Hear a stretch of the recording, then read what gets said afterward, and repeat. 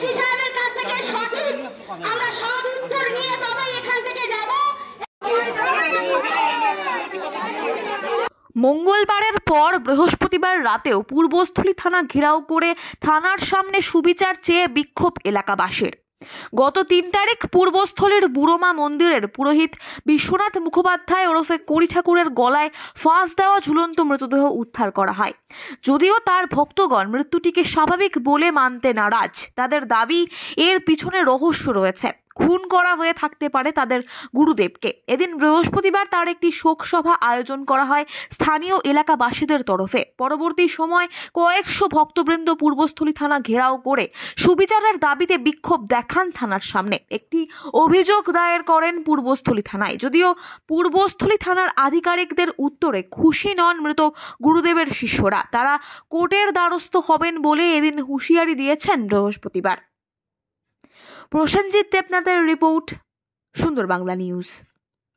আজকে আমরা থানায় এসেছিলাম, পূর্বস্থলী থানায়। আমরা আমাদের যিনি গুরুদেব বিশ্বনাথ মুখার্জি স্বর্গীয়, তো তার অস্বাভাবিক মৃত্যু ঘটেছে গত ৩ তারিখে। তো তারই তদন্তর জন্য আমরা এর আগেও 2 দিন আগে আমরা থানায় এসেছিলাম। তো থানার কাছ থেকে আমরা সঠিক কোনো তদন্ত পাইনি এবং থানার কাছ থেকে কোনো সঠিক সদুত্তর আমরা পাইনি। তারপরেও আমরা আজকে থানায় এসেছি এবং আমরা আমাদের ভক্তরা সবাই রিকোয়েস্ট করা হয়েছে। তারপরে আইসি সাহেব আমাদের কাছ থেকে একটা রিটেন কমপ্লেন নিয়েছে। আগের দিন কি কমপ্লেন নিয়েছিল? হ্যাঁ, আজকে কমপ্লেন নিয়েছে, কারোর নামে কোনো কমপ্লেন নেয়নি।